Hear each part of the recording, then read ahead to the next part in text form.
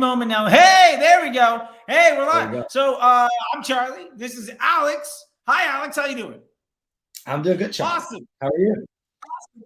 I'm doing fantastic. 2022 is off to a smashing success for a lot of things, and I'm super bullish on the way things are going. And I always like to get to chat with other folks, especially some folks that have been fairly successful and doing some nice things and have a few things to say that got, you look good, by the way. So, for what it's worth, full transparency, Alex, you went through the Facebook Ads MBA program, maybe 6 months ago or something like that. And things did fairly well for you since then. And I hear great things from inside the community, by the way. Apparently you're hiring a couple of folks, giving some people some work. And I love that, man. That's what it's all about, man. That community is awesome. Yeah. I honestly, if we were chatting right after the program, I would have been like, the biggest value of the course is definitely the course itself and the one-on-ones. And then that gets you so far when like you're a solo, right? Like, yeah, I'm managing all these clients like independently. And then I hit like another issue, right? Which is like scale, efficiency, bandwidth.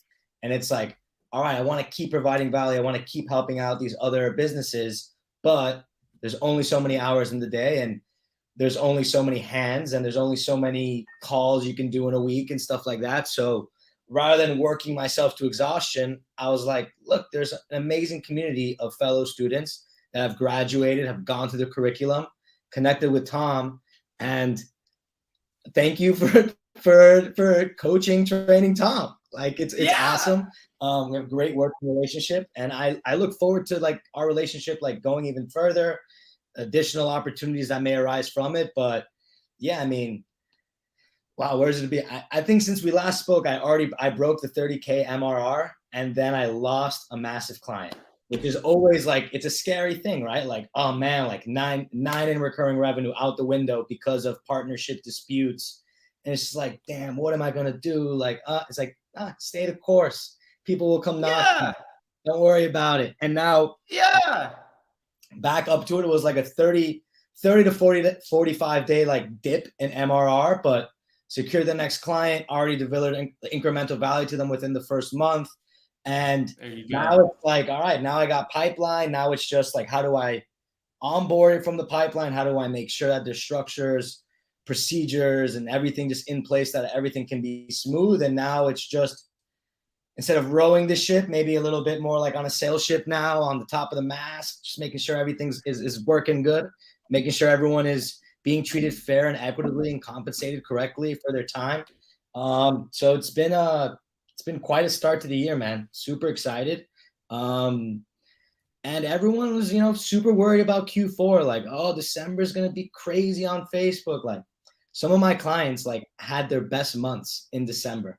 And I was actually like speaking with some people, and like most people always say like December is a hard month. December is always a hard month, like even outside of ecom, right? Like taking like a service provider, let's say like a video production company, right? Like December's slow because like our prospects are in holiday mode. They're looking to spend money in other areas, so they're not going to allocate it, right? And like just keeping up with the mindset stuff that comes on in the course too, I was like, no, like that's a terrible mindset. Like December is going to be a phenomenal month. We're going to launch Golden Bear. We're going to get into some DCT. It's going to be a great month. Like we're kicking things off right. We're going to end the year on the right foot. Lo and behold, December is their best month of the year, right? Like just bananas. Like have another biotech medical food company. CPA in November, 90. CPA in December, 55. AOV in November, 60. AOV in December, 95. Cost to acquire a new customer, 56, meaning that most of the customers are brand new in December. And it's just like, you can position any month to be the best month if you want it to be, just with a mindset. Of course, there's seasonality, right? Let's not get super bullish here that you could hope and everything is going to go perfect. There's realities of life, but just coming into that every day with the expectation of like, we're just going to make this week better than last week, this month better than last month. It's such a simple thing to follow, right? Like just make everything better than it was the day before, the week before, and we'll be in a good place. Yeah. I love it, man. And first off, mazel tov for flipping that thing on somebody and just making it the best ever. Because that's all that we need to be doing, right? Is that directional change and making things happen. And, you know, that mindset stuff. I mean, in the MBA program, you start off with that mindset stuff, right? And it's really like, all right, let's reprogram your brain to like, we're going to be successful, right? And you know, some people think it's like a bit of a woo-woo thing or whatever, but like, it's fundamental. Like if you go in expecting things to be hard, don't be surprised when it's tough. If you go in knowing you're going to crush it, and you have the systems and the process and the direct support in the back end to make it work, it's going to be hard to fail. You know what I mean? Yeah. And I love what you said about that stuff, because, you know, I think that's such a big piece. And, in 2022, I see so many people worried about the future of Facebook ads and the future of e-commerce and future of D2C. And they're like, well, pixels and tracking and all of this stuff. And it's like, it doesn't really matter. Like, you can still be successful. Like I try to tell people, attribution, the idea of your pixel and credit, was a tool designed by digital marketing platforms to take credit for work so that ad agencies would give them more money to feed their profitability motive. Yeah. Ultimately, ad agencies told clients this was a valuable thing so that they could get more money, so they could grow their business objectives. But none of that means anything. There's an old Yiddish saying, where it begins, so it will end. And 50 years ago, businesses were wildly successful with a good ad and a good business model. And there was no such thing as a pixel or attribution. Ogilvy making ads for people. I quote this all the time, but there's a Volkswagen Beetle ad and it says 0 to 60. Yes. Volkswagen Beetle. And you know what? I want one. Yeah. Got it. Done. Simple. Right? And there's beautiful like Porsche ads and car ads. There's all this stuff. And I mean, we grew up with the Coca-Cola ad of like the polar bears, right? And just like, oh, give me. I want it. I think I see the same M&M's ad every Christmas, right? Where they're catching Santa. Like, it works. And the reason it works isn't because of ABO. It's not because of some interest group targeting. It's not because of delayed attribution. It's because ultimately a business figured out their model. They figured out the ad. They understood how to respect their customer, and they leaned into what worked because they got sophisticated enough to really be able to understand the impact of business efforts. And in the MBA program, like what we were talking about that you've been leveraging here, which I love, is we talk about why attribution is BS and how to measure stuff across your ecosystem, which I think is game changing. And I love that, you have one of my favorite quotes. It's just like, I just showed everybody my system, like my documentation, and I just started landing clients. It's funny. Kelvin in the program also like literally can't get people to say no because he just shows them the documentation. It's like, well, I'm going to put you through this.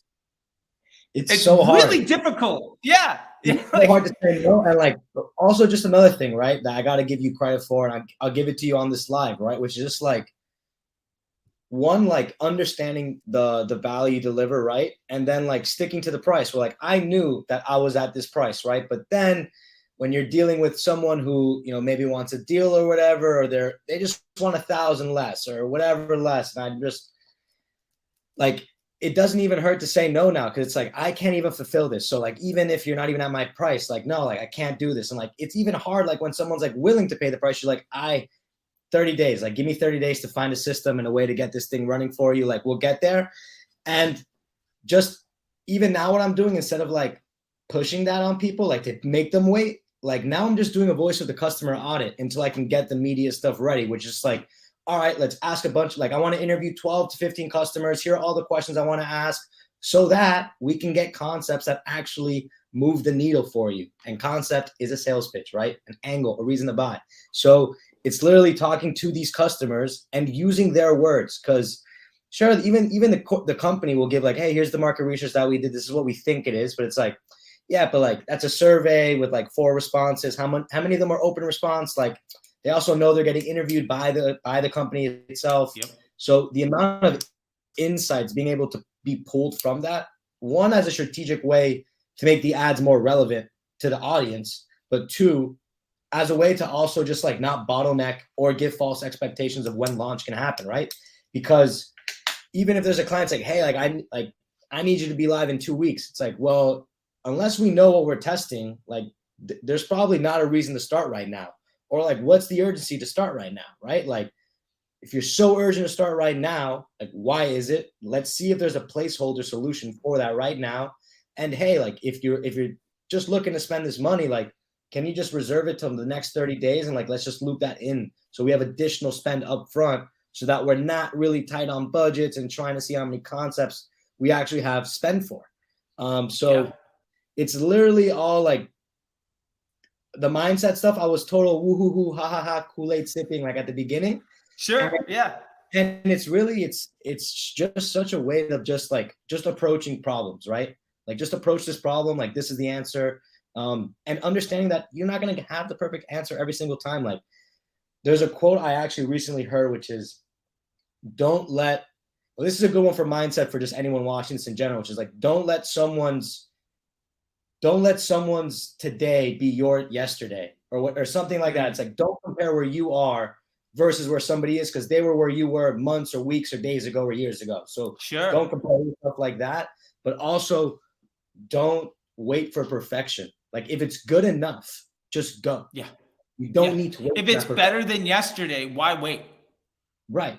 And like what I'll even tell, and it's like, you can think of it right as like a crunch, right? You can think of it from a mindset crunch of like, all right, wow, we don't have enough assets. The client's asking me like, how do I produce? Do I know someone who can produce more assets, or like how many assets need to be produced?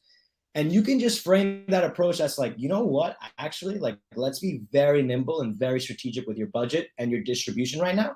And let's actually see what the concept should be. Let's look at some of your assets and if they can be repurposed or reformatted in ways that can fit these concepts, and don't spend any money on production. And once we're done with this test and we can see what are some winning concepts, not even necessarily that they exit proving ground and they're winning elements, but we have a clear indicator that concept 1 through 2 are killing 3, 4, and 5, like just crushing it. Yeah. Let's wait till we get that data, so then you can spend the money on a quality production and know that's a good concept versus spending the money on a video production and then it didn't even stick. Like this doesn't even resonate with the audience, right? So, dude, yeah, I love that. I mean, I've dropped $100,000 to work with Kris Jenner. I've hired the Harmon brothers, and I lost my shirt both times. Yeah, I had a company where we got the receptionist to shoot a Instagram story in the kitchen, and that ad has made $3-4 million. For the same brand where we paid 6 figures, 7 figures to hire pros. Because at the end of the day, we did the research to understand it's not just crapshoot, right? Like there is a way of legitimately understanding what the market wants from you, right? Like Facebook's a market research tool. And I love that you mentioned that, because like going into the concepts, testing those things, validate the ideas that you have before making a big investment. Like you wouldn't just go into the stock market and throw $1 million at everything that somebody says is good. Like do some homework. Don't be upset if you do no homework, if you invest blindly based on what you think will work and you lose your shirt. Like you should expect to fail if you don't put the customer and your business partner as a priority in the conversation. Like, and what separates folks like you and Daniel and Calvin and Tom and all, Denise and Linda and Leslie and all these other folks, like why you guys are so successful, I think, is because you stopped putting like Facebook as like the end all be all, and you started to see how it measures into the entire system. And you also stopped treating like what you think is the best idea as the truth. And you started just letting the data lead the way and validating your investment before betting the farm on it. Because it makes tremendous difference. It's funny. Daniel, I remember we were talking on a call and he's like, yeah, man, Black Friday came around. My CPMs went up 50%. I got a domestic jewelry business. I'm paying like $13, $15 CPMs. And I was just like, do you understand how much people would beat their neighbor to death to get twice that CPM right now? And you're doing like, you're saying you in the ad copy. You're selling jewelry to women that are like 18 to 35, and you're seeing $14 CPMs because they went up 50%. Like, how are you going to fail when you do that? You know, I love it, man. I love it. And that's what we cover. And that's what I love. And you're doing that so well for so many people now. I love it. Or like, I'll do a story time, right? About like the value. Let's do it. The value of understanding the ecosystem, right? Where it's like, I don't know how many SEO people are like getting rich now just based off of this like false attribution reporting that's happening or whatever. But I literally had a client that was like, hey, like we're going to think about pulling away just some budget because Google search is just crushing it for us. And it's like, I'm open for it. Like, I'd love to see what in Google search is crushing it, because I'd love to apply that. Love to apply those learnings, like in a test on Facebook. Let's all win together. Let me see the data. I want to see it. Great. Let's see it. On a joint Zoom call with the other Google search agency who's helping out this customer. And we're looking at it. And it's like, oh yeah. So the theme of social proof is really coming strong somehow on this Google search, right? Let's just say they have testimonials, and then they have some as seen in, featured in their authority with proof going on, right? Great. Yeah. Great concept. We're also running that. But just asking that extra question, what keywords are the ones that are really driving this though? I love that the ads have a high interaction rate, but what's the keyword that's driving it? 80% of the conversions tied to branded search, right?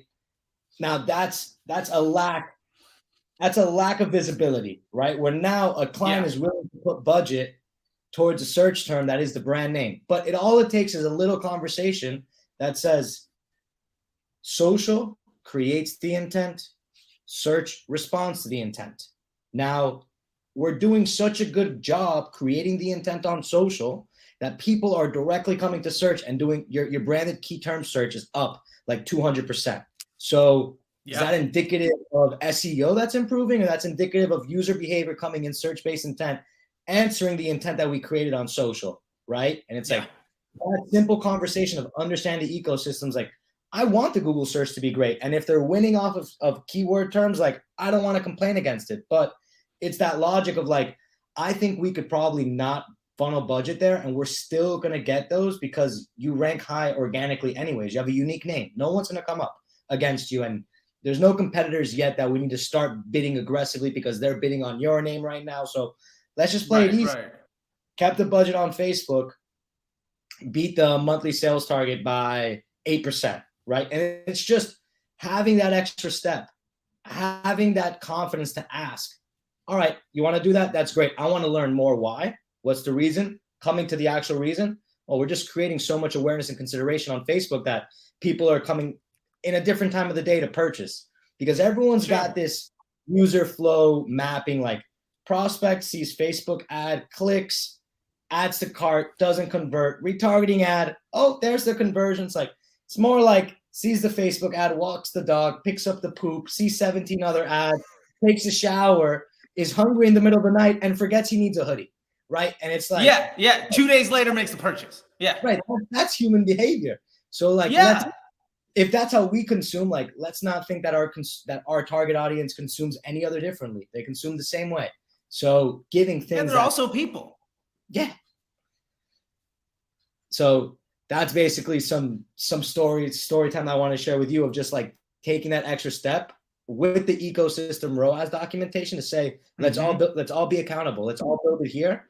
But not only like, oh wow, like these other platforms are being strong, like extra step. Like, why is that being strong? Because learnings can be shared here, but also like caution should also be shared here on like, what are like, is that an easy layup that we're seeing success in that probably like we don't need to be spending there. We're probably going to get that organically anyways.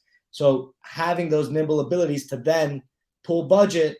Okay, now we have an allowable loss. You wanted to do that test on this video. I see Tom over there flexing. So yeah, just understanding that allowable loss, right? And then using that to test something that the client might have been a little bit iffy about, but now there's an allowable loss. Like, we can confidently test that and know that we'll be in a good place at the end of the month with all the financials. You know, sales isn't going to be upset. Finance isn't going to be upset. We're going to be good. Yeah, man, I love it. And the application of Golden Bear testing there and the ecosystem ROAS, you know, and that success protocol of all the communication, everything. I mean, that makes it so easy to be successful because you're removing all the ego.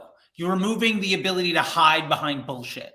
And you are coming in completely open and willing to, like, if that works, great, because we're partners. Like, I want this to work, right? Like, I don't need me to look good. I'll look like trash if it makes everything look great.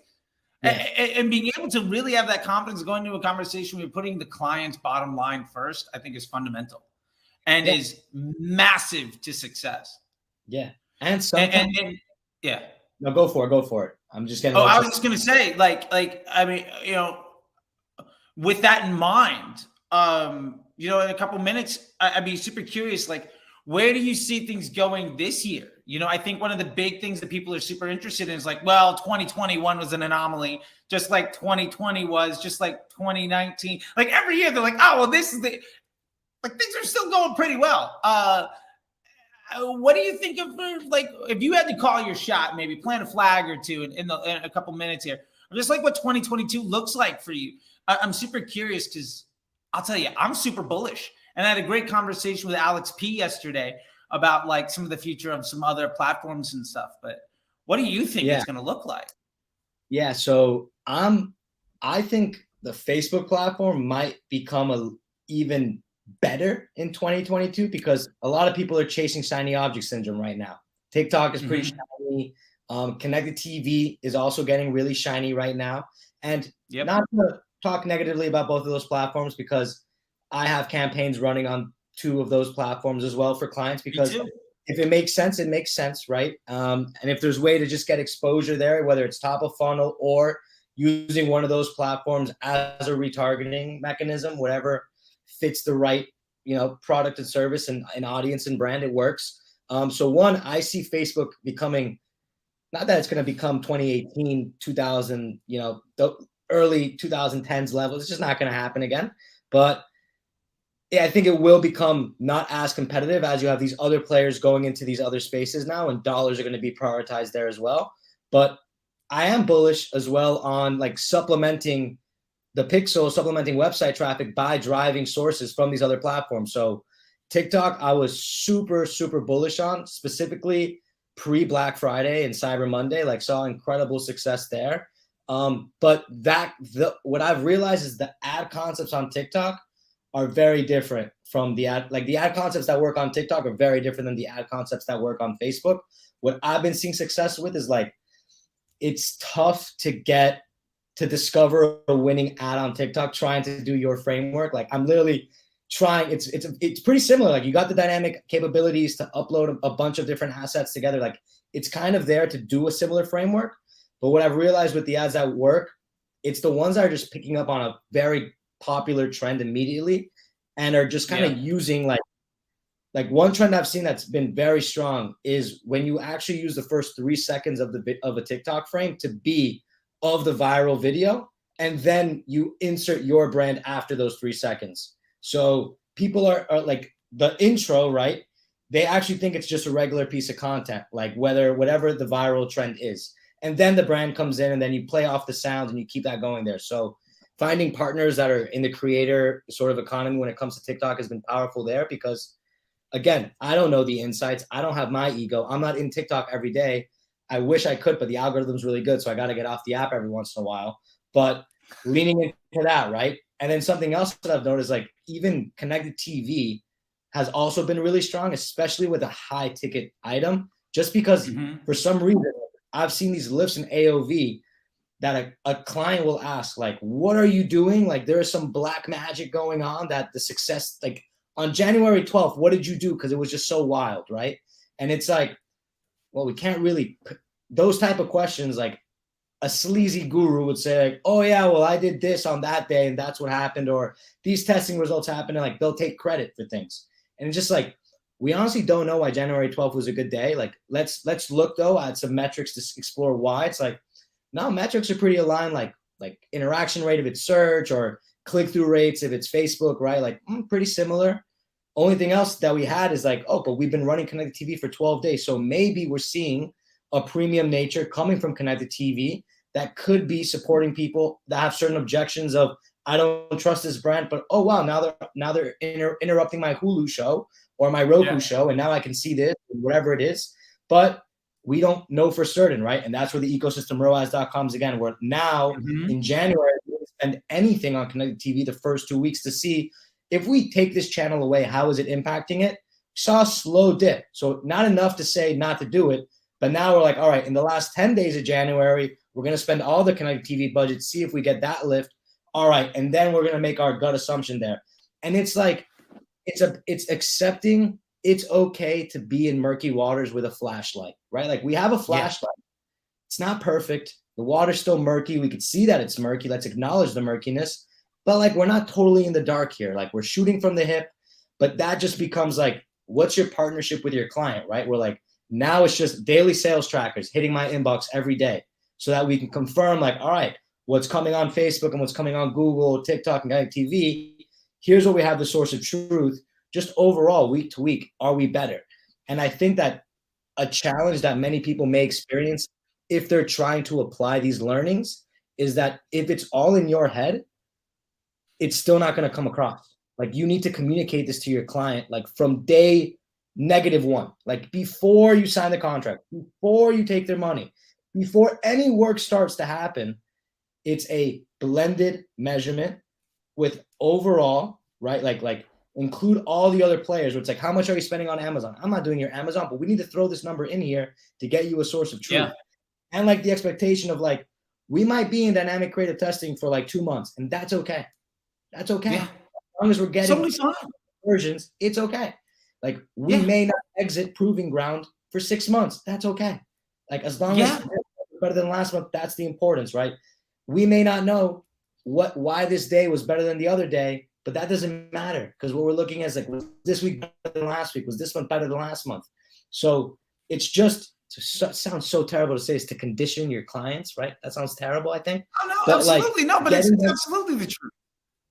Yeah, like in the psychological sense, like conditioning them to get familiar because they've been hearing the BS that everyone else has been hearing too, that when they come across your content, they're like, oh, they have that aha moment. It's like, yeah, everyone has this BS in their head of like all this garbage and nonsense that's been going around. So it's like, just tell your clients from day one or your prospects from day one, like, this is why we do it this way.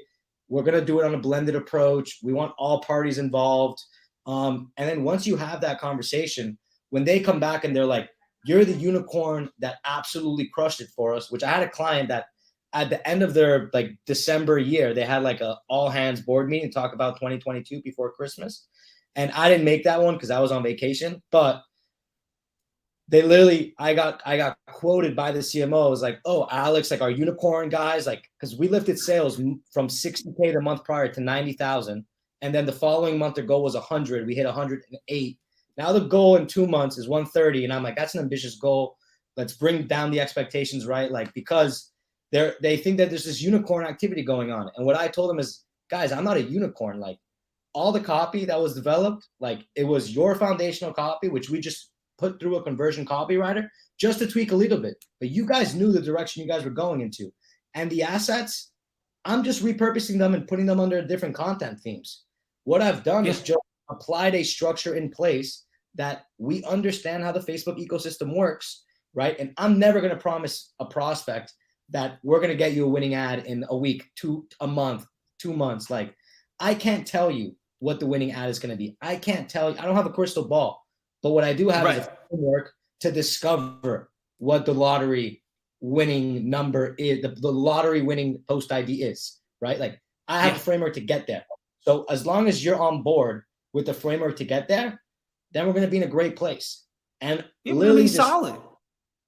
And what's shocking is that when a client gives you a compliment and you give it back to their team, just more compliments follow, right? Where it's like, if you were denying the compliments, more are just going to sort of magnetize towards you. It's like, no, guys, like I gave kudos to their entire like marketing associate, analyst, coordinator. I'm like, look, it's Katie and Joe and Jimbo. Like you guys are the guys that made this happen. Like you guys have been working on this for 6 months. I just came in for the last 30 days and just reorganized the ad account structure and gave us a testing methodology and framework and a roadmap that we're following. But this is you guys. Like, this is a teamwork that made this happen. I love it, man. Yeah, I mean, that's everything. And I feel like we could talk for, I'm going to have to get you on the D2C coffee shop if that's all right with you, because let's do it. I want to chop it up forever. I gotta go to a client call here in just a second. And so I want to do this. One, say thank you so much. And two, let me leave the opening to the end of this just to be like, let me leave you the table to like, let people know how to talk with you. If people are interested in how to get in touch with you or how you got to this point, like, let me leave that last word to you. And I'll start with just saying, thank you so much again. I miss our chats and I can't wait to do more of them. And thank you so much, man. Yeah, me too. I'd say ways to get in touch with me. Like, I'm most active on LinkedIn, and things that apply to success is like, whether you take Charlie's course or you're in another course or whatever you're doing, you're weighing it out. It's like, you can learn in the moment, but then you have to keep learning. So something I'm actually doing on LinkedIn is I'm hosting a marketing book club, right? Because you can't ever stop learning. So we got all these books that we're reading together as a community about building positive habits, understanding consumer behavior.